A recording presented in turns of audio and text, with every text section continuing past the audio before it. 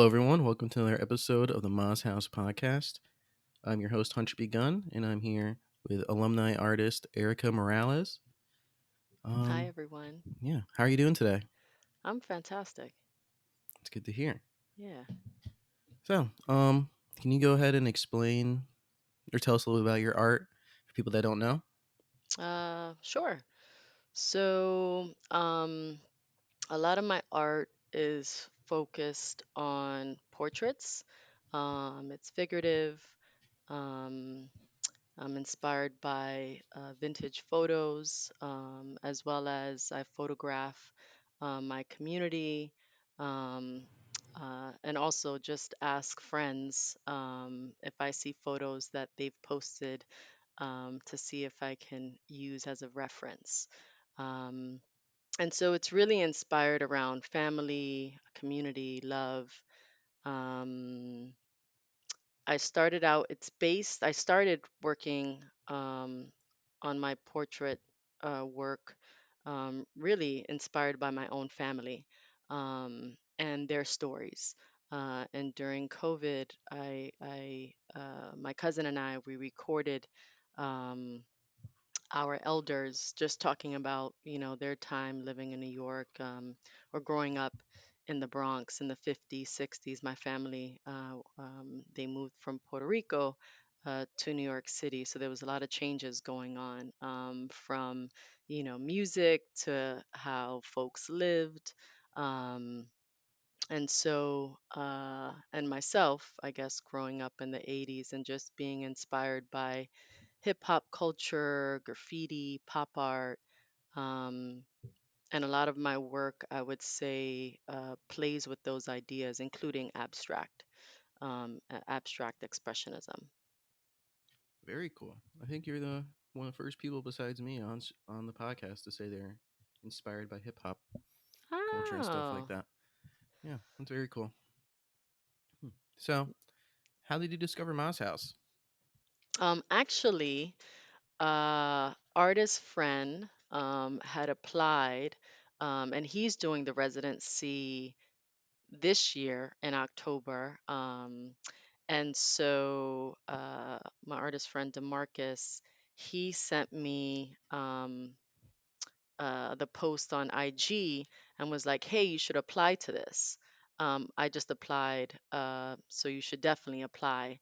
And so I was like, "Really?" He's like, "Yeah, yeah, do it." And Demarcus is great because he's always um, looking out, I would say, for others or sharing information. And I think that that's something that um, artists were not taught sometimes to do because we're in our own little bubble. And so I applied, and then Jeremy emailed me, and then we had a meeting, and he was like, "You've been accepted."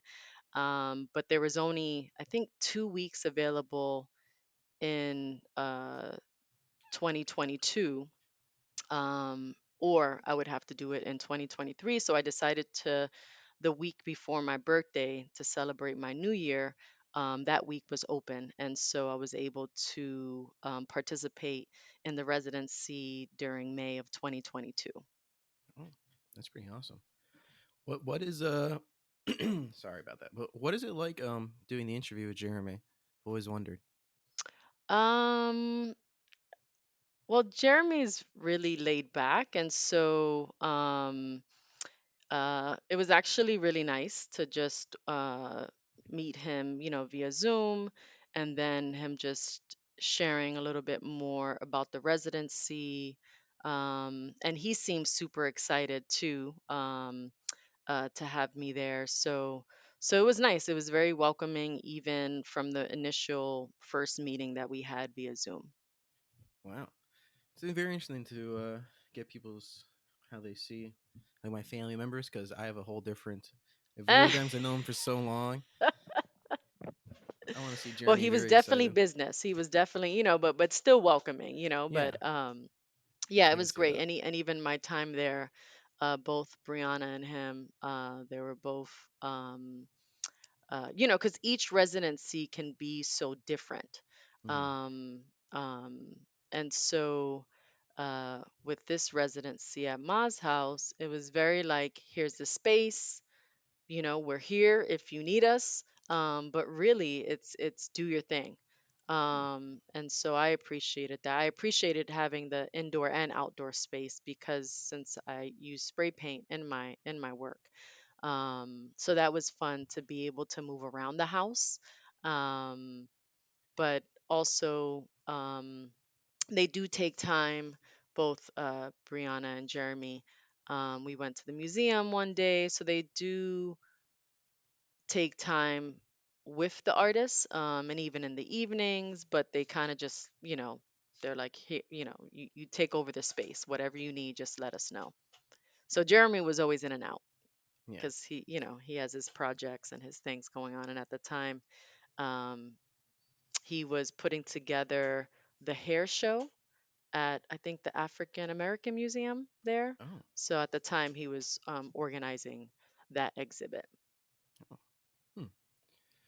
Could you give some tips for using spray paint as an artist? Because I have tried, and it is, and I don't do graffiti, but I've tried using Yeah. spray paints. I thought it was cool to use, like, I wanted to use a graffiti, I guess, style to make Mhm. this painting for the alumni show. Mhm.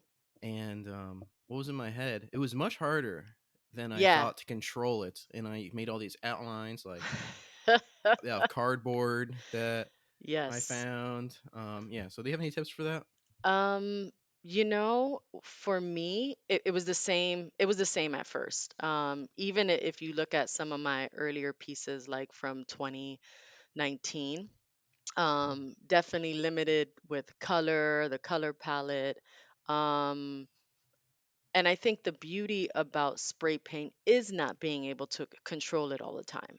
And that's one thing that I enjoy about it because, um, especially in my work, I allow for what some of the mistakes may be to be a part of it. Um, because for me, it's reacting to um, what I am putting down, right? So whether it's color, whether it's a drawing, whatever that may be, I'm kind of reacting to whatever mark I'm making in order to make the next mark. And so with spray paint, one, I think it's under or playing with the caps, the different cap size, because that Mm. also allows you to have more control or not control. Um, I started to use stencil film to be able to do larger pieces. And with that, and I have, my own practice and system of when I'm producing work. But with that, it allowed me at least with the stencils, with the cutouts, the shapes to control a little bit of that or the area that I want to focus on. But it took me a while, I would say, as I continued to use it. But in the very beginning, I was very intimidated with using spray paint. Where now I feel like I use it as if I was working with watercolors or with a brush. Oh. Um, and so uh but yeah, it has its challenging moments. Yeah. I didn't. That's pretty amazing that you can use it as like as a brush. It felt so weird using it. I had no idea they even had different like nozzle sizes or Hmm. cap sizes. That's good to know. That's very good to know. Yeah, I Um, definitely had some accidents where I was like, oh, it just took over the whole piece and I just yeah. wanted a little a little section with this color, and all of a sudden it's just like, oh, it took over. Okay. And that's when I started to learn more about the different cap sizes and stuff like that. Hmm, that's very interesting. I guess I got to try that again. Yeah, And now definitely with this definitely keep on new trying it. info. Yeah, and Hmm. definitely I would say also depending on the spray can, depending on uh the um what is it, the brand, right? I Oh. think that all also plays a role in, how thick the spray paint is, how thin the spray paint is it acrylic, the colors, how, so all that plays a part in it as well. Okay. So how? Okay. So I guess this is kind of a two-part question. Okay. But how many residencies would you say you've been a part of?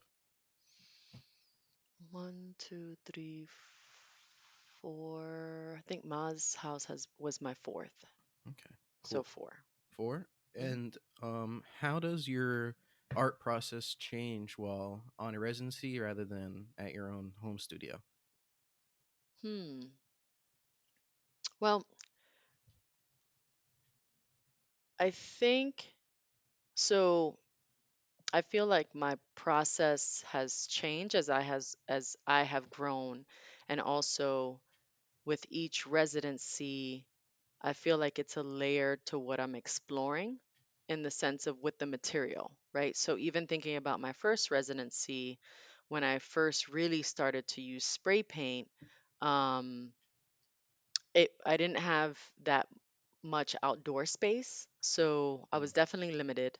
Um, and the space that I did have outdoors was really tiny. And so it was like you had to figure out the process of working, in a confined space.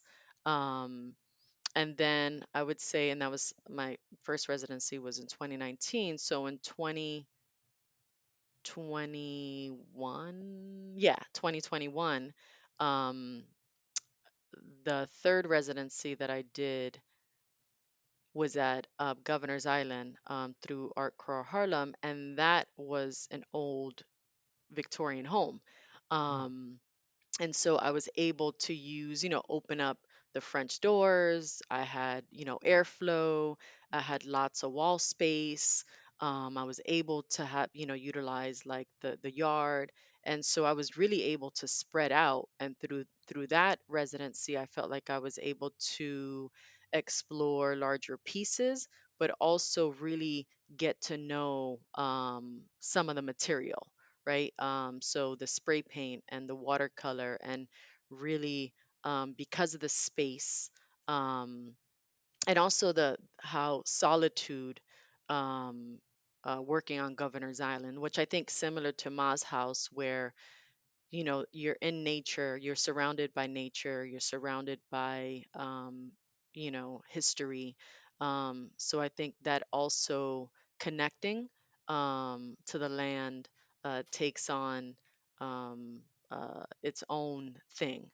um, and so each residency, I felt like because of the space and depending on where it was, then that either I felt like it always adds to my process, but also my development.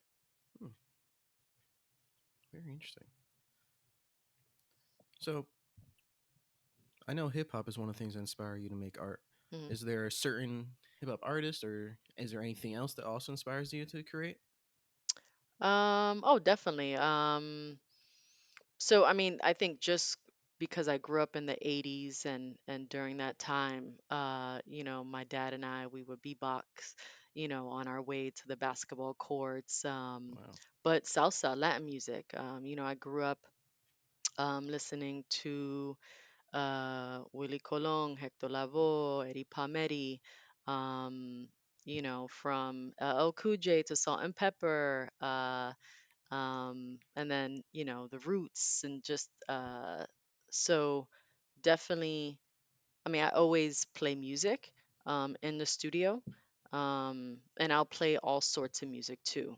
But I think depending on what music, then sometimes the music um, inspires me in the sense of maybe a memory, um, maybe a relative that's no longer here. Like my grandma has definitely played a big role in my art and in my work. I've always drawn her since I was a little kid. And so I always, if I'm drawing any of my relatives, then definitely I will play a certain genre of music in order to be able to dance with them, with the spirit, just to be with them. Did you ever listen to MC Hammer? Well, back in the days, definitely. But I felt like MC Hammer was more like pop hip hop, Mm-hmm. if there is such a thing. But yes, of Definitely, course, yeah. Hip of hop course. is I mean, now everybody pop. had the pants, definitely he was. That was during what was it? MC Hammer, Vanilla Ice, all those Mm-hmm. cats during that time. Well, yeah, I bring it up because yesterday was a 3 year anniversary. You know how Have you heard of Snapchat Yeah. before? So they have this thing where it's like they have memories. So if you record a video, it will remind you the day that it happened. It will have like slideshow of all the photos and videos you took of that day. And so I saw that there was some memory, so I was like, "Oh, let me check it out." And it was the 3 year anniversary of me getting on stage and on an MC Hammer concert somehow that I had me and a couple of my friends had snuck into, and we had started outside, like talked to the people out front. They're like, "You guys can go in." We had met this one dude outside who was also just like watching. They had this giant screen on the Uh-huh. outside of the venue, and we talked to him. He's like, "Yo, do you want to come in with us?" He's probably about 30, and he said, "No, I'm okay, guys. You just go have fun." So we're not allowed in the venue, but we were like in the gate now, Okay. and the guy. So we're me and my friends just sitting there watching, and then we see this someone dash over like the fence, and it was the guy that we were talking to before, and he just like runs towards the woods, and like 10 of the security guards go and chase him, and Oh that was my our God. opportunity to just walk through the front door.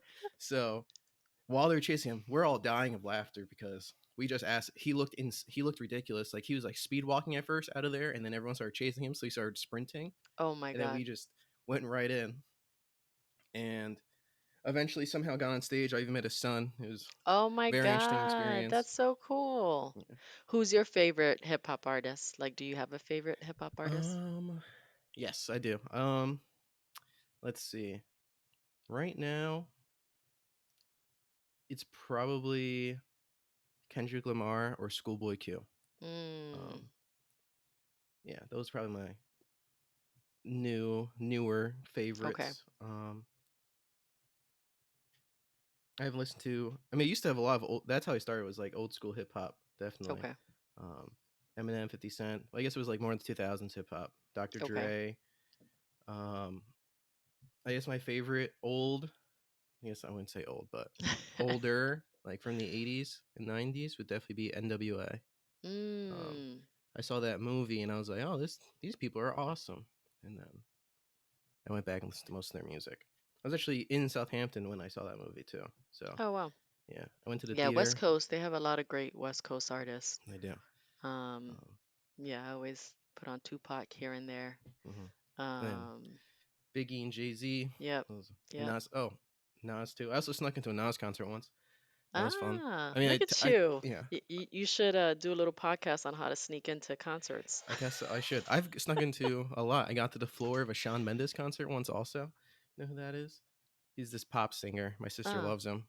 uh-huh. Not hip hop, but Uh-huh. my mom are picking up my sister, or dropping her off actually, and we just walked in and ended up getting better seats than she did somehow. Yeah, it happens a lot. I'm not sure. I think it's one of my hidden skills, hidden talents, is sneaking into There you go. concerts. Keeps happening. I don't I've know never why. snuck into any concerts. The last concert I saw, who was the last concert I saw? I think it was Janet Jackson. Oh, that's a good one. Yeah, it was Janet Jackson. I'm assuming it had to be before the pandemic. She had canceled it for like a year, and then yeah, so maybe it was 2019 because it was like after she already had her son. And she was always one of my favorite artists growing up. I just loved Velvet Rope and just some of her early albums.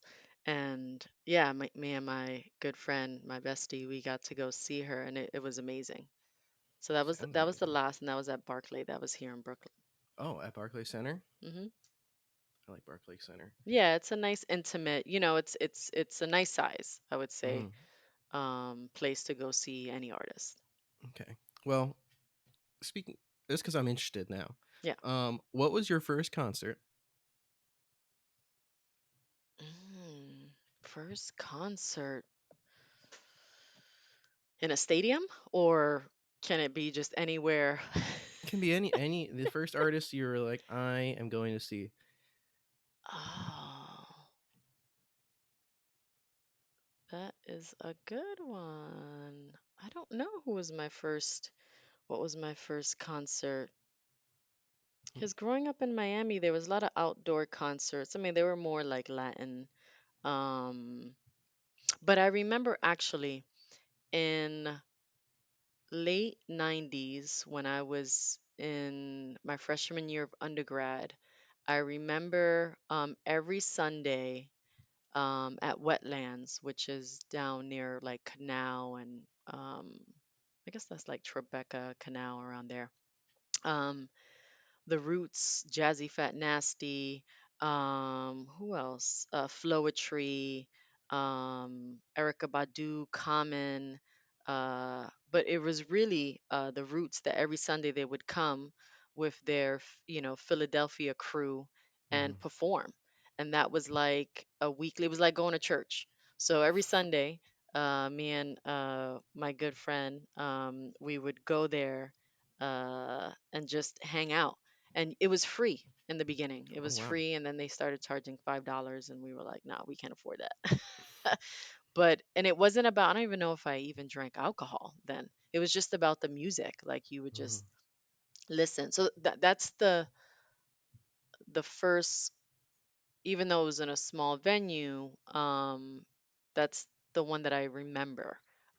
Just because the energy, the style, the flow, um, the vibes. It was just such a great time. And this is Well, before they all blew up. they help. So, or Wow. during the time they were ready because the Roots already had put out like I think two or three albums. But Floetry they were just coming up. Um, and there were some other folks or groups from that came out of Philadelphia. So, yeah, it was exciting. It's very cool. I was involved in the somewhat in the Philadelphia music scene for a Oh. couple years. Yeah. Actually, that's where I saw MC Hammer and everyone. Ah, Yeah. okay. Very cool. My first concert technically was this Kids Bop concert, but I don't really count that. My dad took me probably like 8 or 9, maybe. It was a little older, but not enough to like be like, oh, I want to see this person concert. But I saw Elvis Costello in concert, so I guess my Oh, first concert was like a wow. rock concert, Yeah. and now I'm strictly hip hop concerts because those are more fun. Like that. So when I saw that, everyone was like sitting down. It was like on like Broadway or Okay. something. It was in like a Broadway venue because it was just very interesting. I was like, oh, oh, this is what concerts are like. And then I got older. I went to like a real concert. I was like, wow, this is very, very different than what I thought it was going to be. Like there's mosh. Mm, Like current hip hop is now like people are just going insane in at the concert. yeah. Um, very dangerous, but also very fun. Yeah, just don't fall down. Yeah, Whatever definitely you you do, can't. Yeah. fall Yeah, down, I it's all can't over. do crowds. Like I'm now yeah, even concerts. I'm like, do I want to go to like I definitely hesitate a little bit. Mm. And it could just be the crowds, it could just be, just what's going on in the world. Um so Okay. So, last question about music, because I okay. also want to know this, and then we can move on back to other things. Is there one artist that you have to see in concert before they, I guess, die? Oh, is there one artist who I would have to see in concert? Hmm.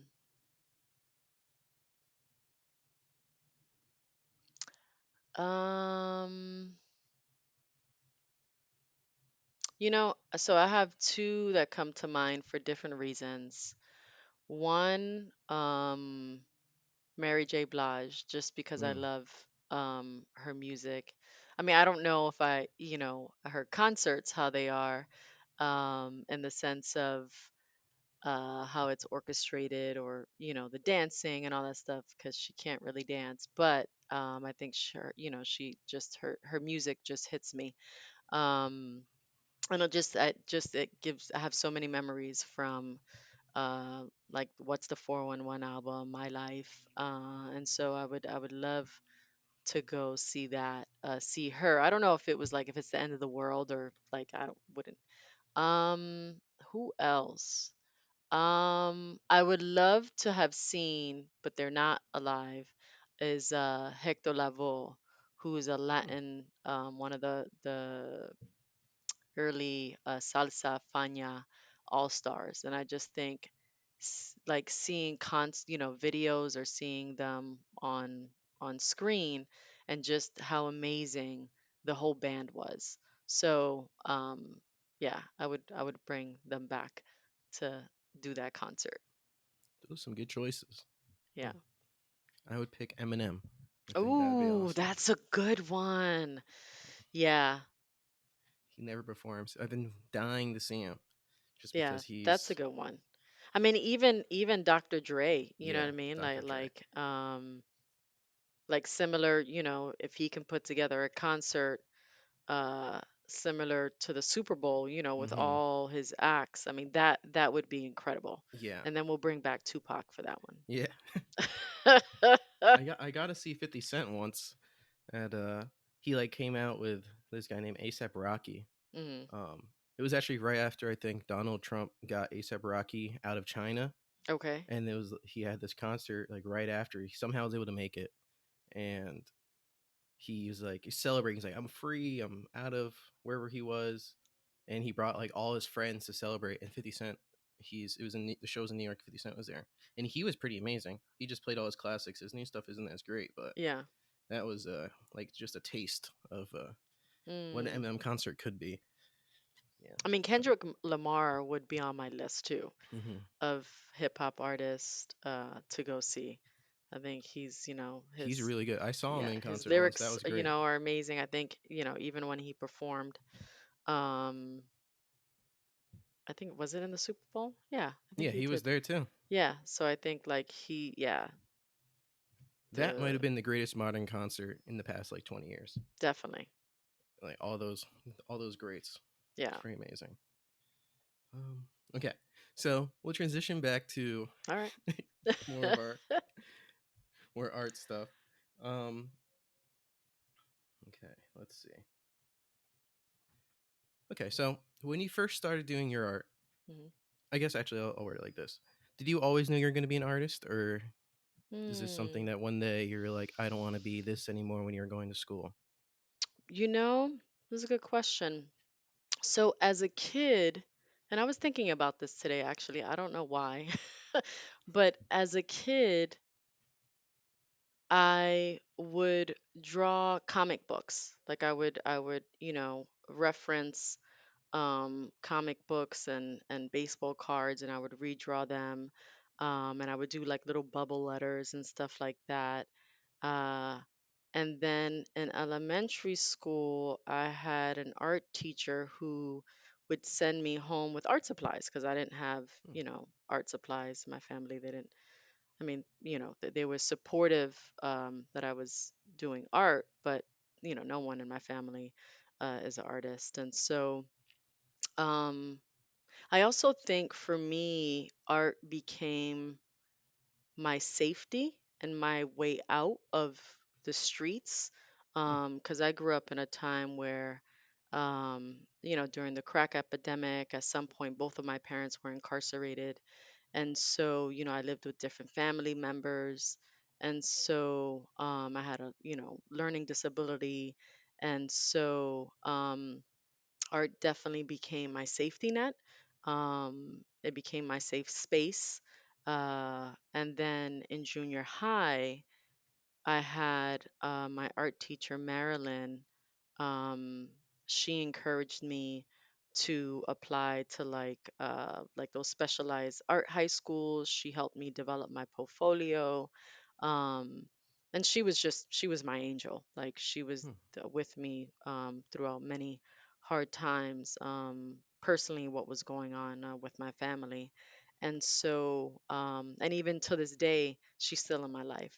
And Wow. so definitely I would say um, teachers had definitely played a role in me, um, or encouraging me to continue to nurture that side. Um, and as I attended several art schools. I moved around a lot, so I went to many different schools. Um, and at each place, being a part of the art club and just continuing to build on my portfolio. And I'm a first generation college student, so first person to go to college. And definitely it was a weird thing to go to college for art, because they were like, what the heck is that? You know what I mean? Like, what are you going to do with that? Hmm. Um, and I went, undergrad, I went to School of Visual Arts. But I was so young, I think during that time, many of my professors were well-known artists. Um, during that time, and they were probably in their probably I'm thinking they were probably 40s, maybe 40s or Oh, 50s during that time, maybe even 30s. Um, but I think as a first generation college student, one going to school in a space where there wasn't many Latinos, many blacks. There was a handful of us going to art school, and especially a private art school.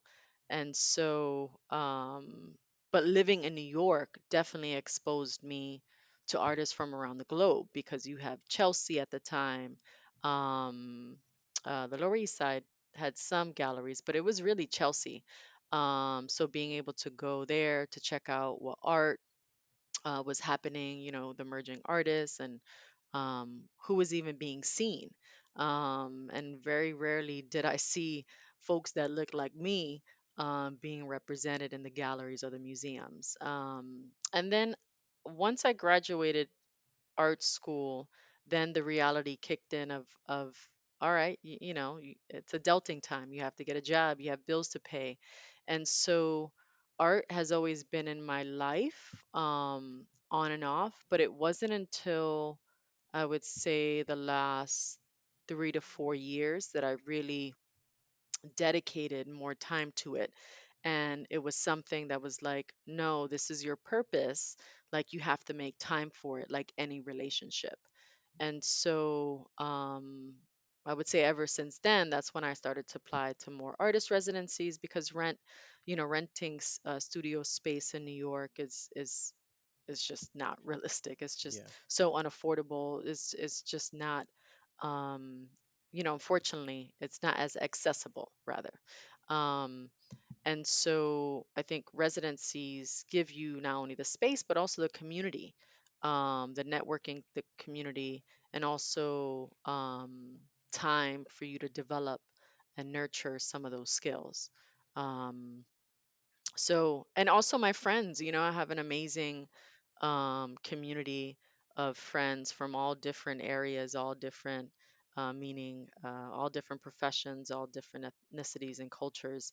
And they've always encouraged me to practice my art. But I, always made the excuse, oh, I don't have time, or oh, I can't afford it, or oh, there was always oh, but until a few years ago, that I was like, no, like this is my happy place. This is my place where I feel whole. This is my place where um uh yeah, I need to do it. I need to, like, my story and the stories of people in my community need to be seen in however way I interpret that. Um and so that definitely has pushed me to continue to make the work that I do. Wow. Very well said. Very interesting. Hmm. Pretty Thank you. amazing that you were a first generation college student and you went the art school route. I know Hmm. that was definitely a hard decision to make. Yeah, it definitely was. I had an aunt who was telling me to do graphic design, and it was crazy because, again, I didn't know, anything about college or the arts or anything like that. All I know is, okay, whatever, you're going to college, because that's what, my teachers were telling me. You're going to college. And at the time, I think when I applied to college, my dad was locked up. He was incarcerated then. Hmm. Um, uh, and so, no, he already had come out. Sorry. But I remember when I graduated from SVA, School of Visual Arts. I remember I had friends in graphic design who came out making 50, 60 grand, and this was Wow. probably early 2000s.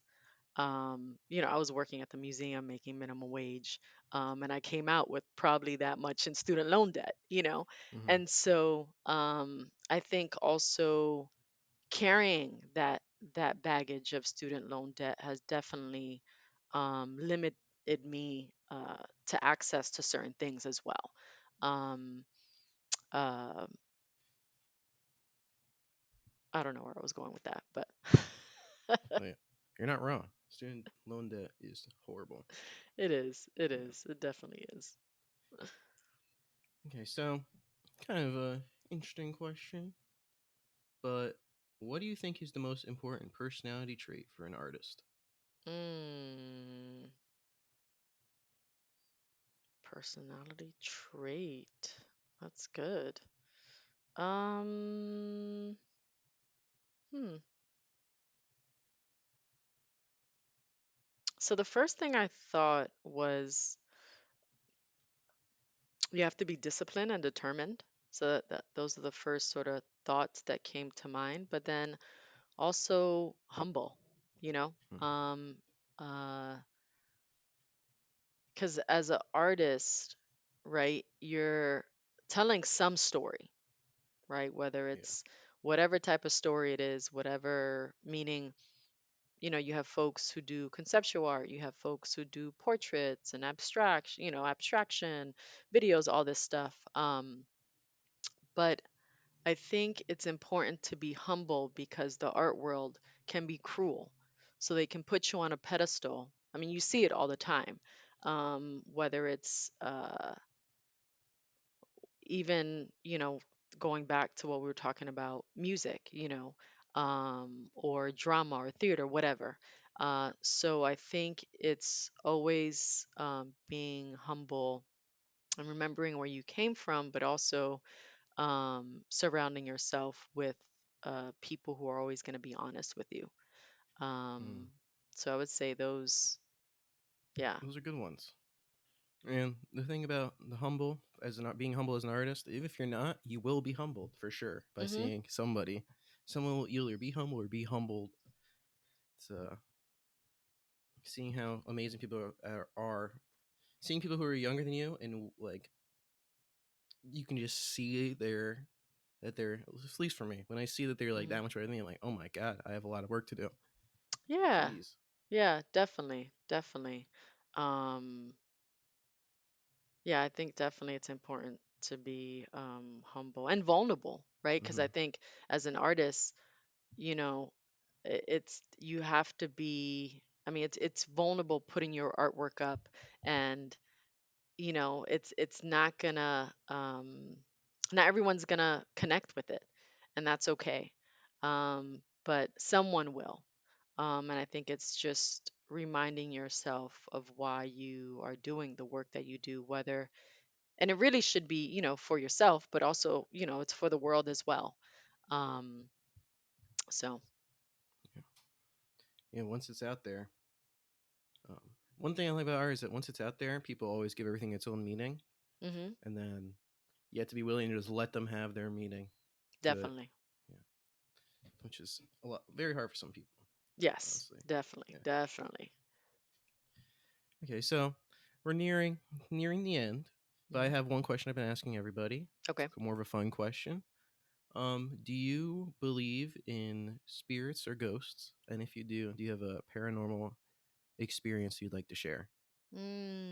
Well, I do believe in magic and I believe in ghosts. Mm, I mean, even in the studio, my ancestors are with me when I'm working on a piece, and depending on what music, I'll dance with them, I'll laugh with them, I feel them. Um, as a kid, uh, my grandma, so I would sleep with my grandma in her bed. I must have been maybe 6, 7, 8. Um, and I would wake up sometimes and see like it, like my body, like my heart would beat and beat really fast, and I would wake up and then I would see this shadow of a slender, tall man with a hat, almost with the coat, but you couldn't see any features. It was just like mm-hmm. this dark shadow. Um, and my grandma would have nightmares, and she would, at night, because sometimes she would scream, and I would have to like wake her up, be like, "Grandma, grandma, grandma," and then I'll just go back to sleep. But she saw this same shadow as well. So I don't know who Oh, this man was, who this the spirit was. Um, but that was definitely yeah, it wasn't a I mean, it wasn't like it wasn't not friendly, but it definitely it was scary. Yeah, sounds scary. Sounds like you might have been causing some bad dreams just by being around. How about you? Um, I definitely have. I used to, well, when I was a kid, I used to just see glimpses of them a Mm, lot. mhm, Didn't really think much of it. Um, but recently, it's funny you bring up. I've been telling this story a lot on stream because usually I'll ask it and they'll ask me.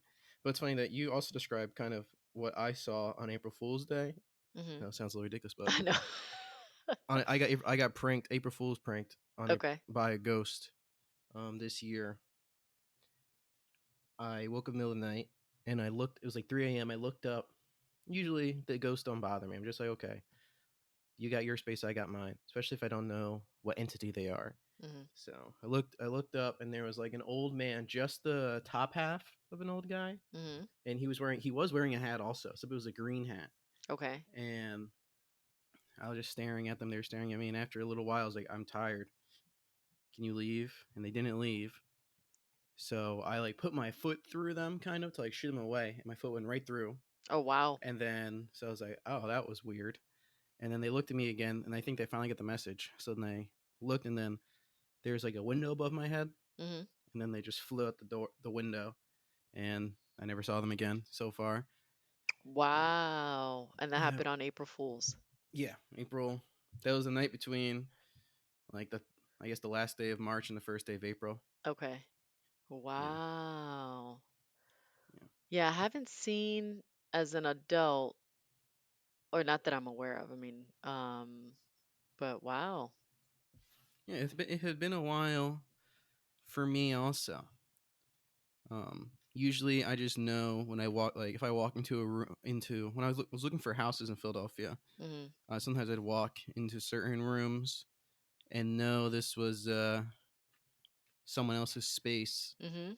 I was just visiting, and usually it wasn't like a bad feeling, but there were some that were really like eerie feelings that you would get in Mhm. if you were in like a angry ghost space. They had suffered or something like that, but I Mm. never really saw them. Yeah. And now that um and so that one was the first time like I had to interact with one in a long time, many years. Wow. Yeah, No, I mean, listen, there's been many people before us, and there'll be many people after us. So, yeah. there's definitely a lot of spirits and ghosts and just different auras and just different beings Hmm. flying around, whether we can see them or not. So, Yeah, very true. There's lots of things we can't see. yep, Lots of things we can't see, and lots of weird things we can see, and then we just don't know what they are. exactly. Okay, well, okay, so thank you so much for being on. Oh, thank But you. I would like to give you this opportunity right now to tell everyone your social media, your website.